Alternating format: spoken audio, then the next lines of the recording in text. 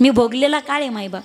ज्यावेळी आम्ही लहान होतो ना 4 बहिणी, मला भाऊ नाही आणि अल्पभूधारक बाप शेतकरी, 2.5 चक्कर जमीन, कोरडवाहू, पाण्याची सोय नाही.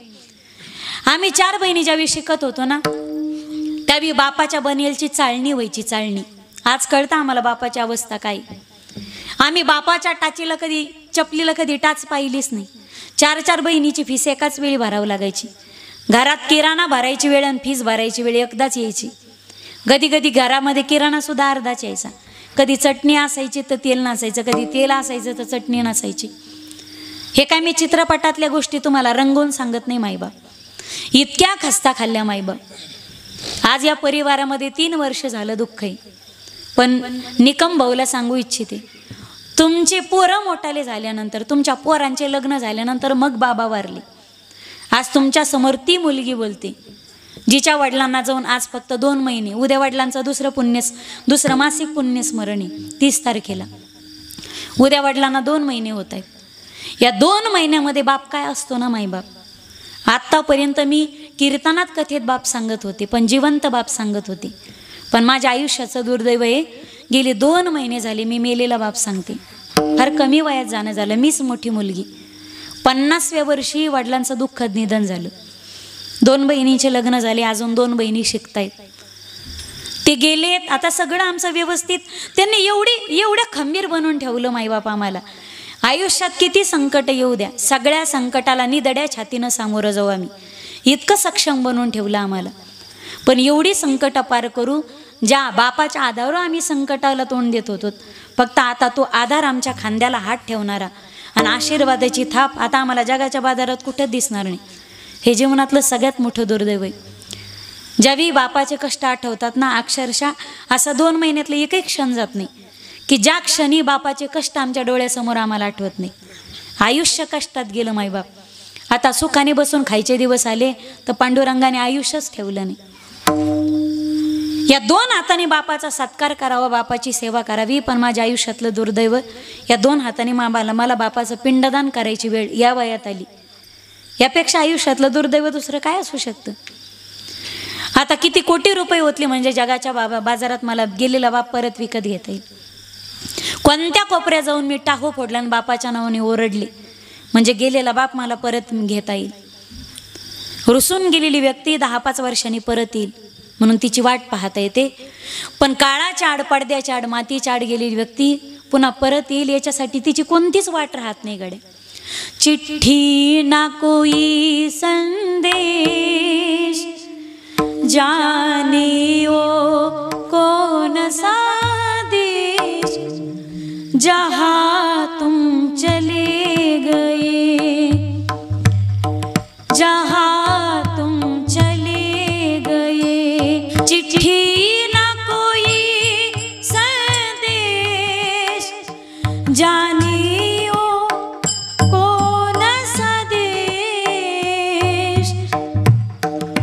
जहाँ तुम चले गए,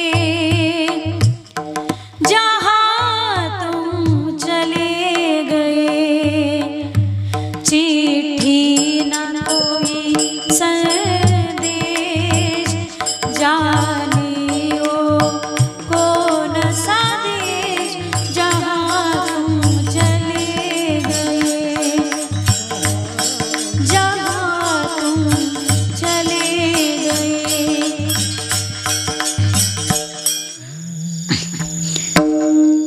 विठ्ठल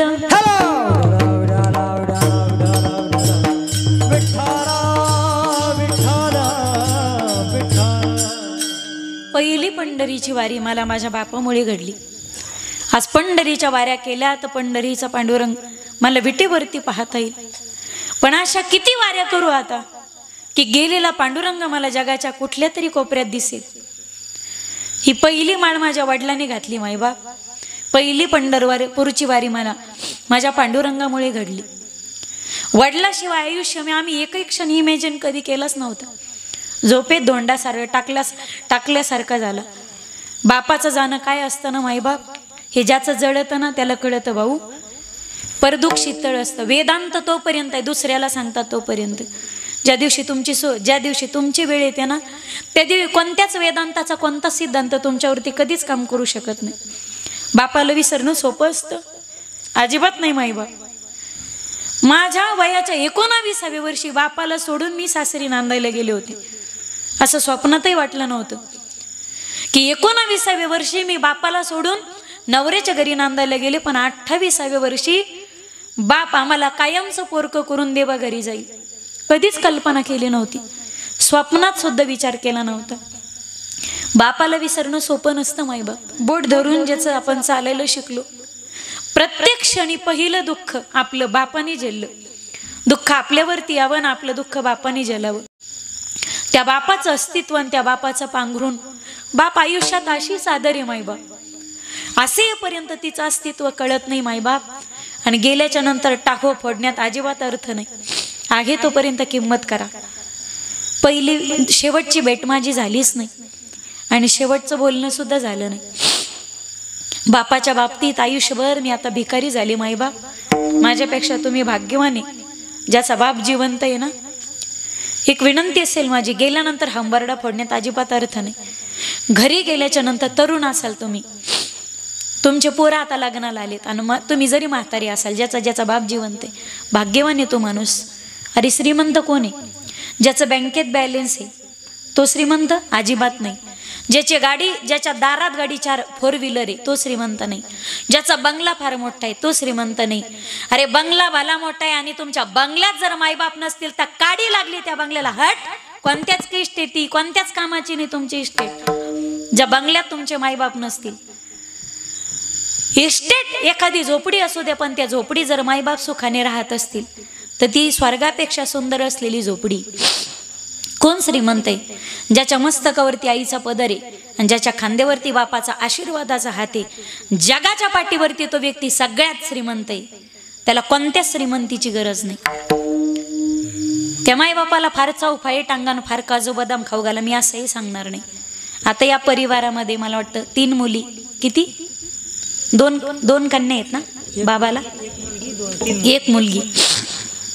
जावी बाबाची मुलगी आता दिवाळी येणारी आणि दिवाळी होऊन भाऊबीजेचा सण येणारी. गेली 2 वर्ष झाली, रक्षाबंधन झालं आणि भाऊबीज झाली.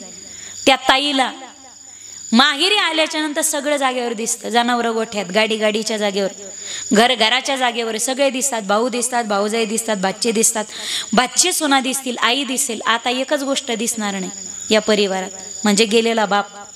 म्हातारपणापर्यंत मायबाप टिकावेत रे आपली.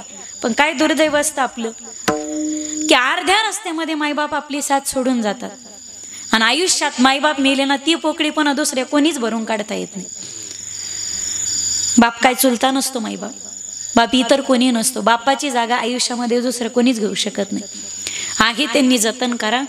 घरी गेल्याच्या नंतर एक कडकडून मिठी बापाला मारा. गेल्यानंतर तरसतात तुम्ही, बाप दिसत नाही. घरी गेल्याच्या नंतर उद्या सकाळी आंघोळ झाली की पहिलं दर्शन बापाचं करा आणि त्या बापाला कडकडून मिठी मारा. बाप म्हणाल आज काय याला येडं लागलं का काय, काय कळच ना, सूर्य पश्चिमकडून उगाला, म्हणू द्या, बाप आहे तुमचा तो. पण बापाला एकदा कडकडून मिठी मारा गड्या माय बाप. न जाणे पुन्हा त्याला मिठी मारायचा योग आपल्या आयुष्यात कधी येतो ना येतो. माझी शेवटची भेट झाली नाही, शेवटचं बोलणं झालं नाही माय बाप. आणि हा पश्चाताप आयुष्यभर काळजात घेऊन मला फिरायचं की भेट झालीच नाही. मला शेवटचं दर्शन सुद्धा जवळ जाऊन बापाचं करता आलं नाही. घर सोडताना मी दर्शन बापाचं करत होते, पण 14व्याच्या दिवशी बापाच्या फोटोचं दर्शन घेऊन मला घराच्या बाहेर पडावं लागलं. आयुष्यातलं सगळ्यात मोठं दुर्दैव आहे. वडील गेल्याच्या नंतर 8व्या दिवशी मी कीर्तनासाठी उभी राहिली. भाऊ नसल्यामुळे सगळं मला बापाचं मलाच करावं लागलं. आईला सावरावं लागलं, सगळ्या बहिणींना सावरावं लागलं. आणि 8व्या दिवशी कीर्तनासाठी उभी राहत असताना किती काळजावर दगड ठेवावा लागला ना हे माझी मलाच माहिती. जर तेव्हा मी उभी राहिली नसते तर कदाचित माझ्या बहिणी पुन्हा उभ्या राहिल्या असते की नाही हे मी सुद्धा सांगू शकत नाही. तरुण वयामध्ये बाप जाणं मायबाप, तरुण वयात घराचा आधार जाणं, हे दुःख ज्याच्यावरती येतं ना फक्त त्यालाच कळतं. आहे त्यांनी मायबाप सुखाचे सांभाळा रे माझ्या दादांनो. गेल्यानंतर पुण्यतिथ्या घालाच असं अजिबात अट्टहास नाही. लागतंय काय त्यांना? म्हातारे झाले तर आता जास्तीचं पचनही होत नाही त्यांना. सकाळी 1 चपाती 1 वाटी भाजी, संध्याकाळी 1 भाकर, 1 वाटी दूध, सकाळी 1 चहाचा कप, संध्याकाळी 1 चहाचा कप. महिन्या 2 महिन्यातून शुगर बीपीच्या गोळ्या तपासून आणा असतील चालू तर. आणि वर्ष 6 महिन्यातून धोतर, टोपी, रुमाल, शर्टाचं कापड, हिला 500चं लुगडे, एखादं चोळीचं कापड आणि एखादी हलकी चप्पल. या पलीकडे काय मायबापांनी सोनं मागितलंय आम्हाला? बायकोला दिवाळीला संक्रांतीला 5000ची साडी घ्या, पण नवऱ्यानं आणलेली साडी बायकोला आवडली अशी बायको जगात जन्माला यायची अजून का? नवऱ्यानं आणलेली साडी पहा तुम्ही, कशी साडी आणा, हिची नक्कीच बरोबर नाही, हिचा कलरच चांगला नाही, हिची फॅशनच गेलेली, हलकी साडी घेऊन आणली. तुम्हाला दुकानदारानेच फशील आणि तुम्हाला तर काही बरोबर आहे ना? अशाच म्हणते, सगळ्याच्या म्हणतात ना, सगळ्याच्या. बाबा तुमची बी ना, सगळ्याची म्हणती ना. 5000ची साडी आणा, पण 500 चुका बायको काढी ती.